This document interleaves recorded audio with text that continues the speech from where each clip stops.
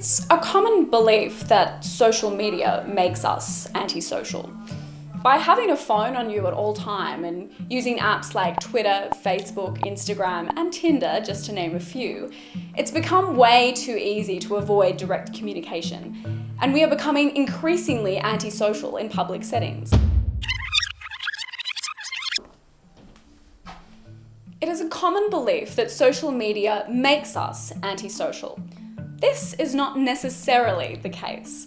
We've always exhibited antisocial behaviour in public settings. We're just looking for a scapegoat to excuse ourselves. Whether this is through writing, listening, or reading, there's always been a medium to take the blame.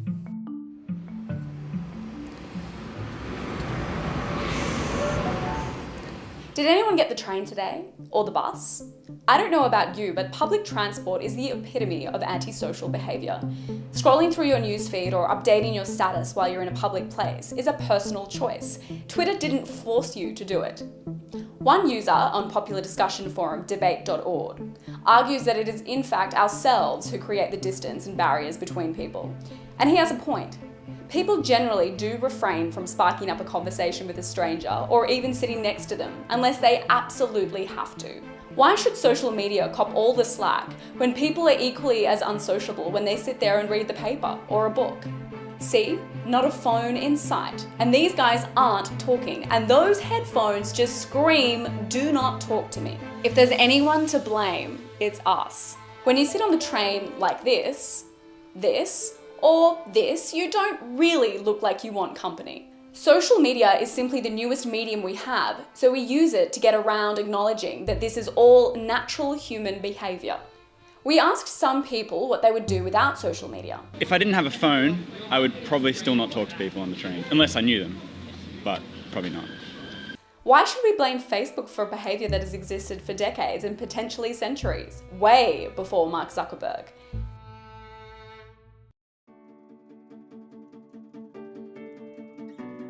Social media doesn't inhibit direct conversation, it just changes how we communicate.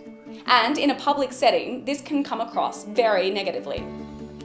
And maybe that's okay. Yes, we come across as being very antisocial, but chances are you're sitting there on a social media network and interacting with other people online. It just so happens we live in a phenomenal digital age where there's an infinite amount of platforms to do this. And so much of our networking is done online. We latch onto whatever device lets us communicate most effectively.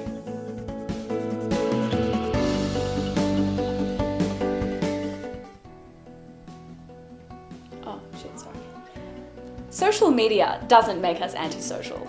It's not the technology, it's us.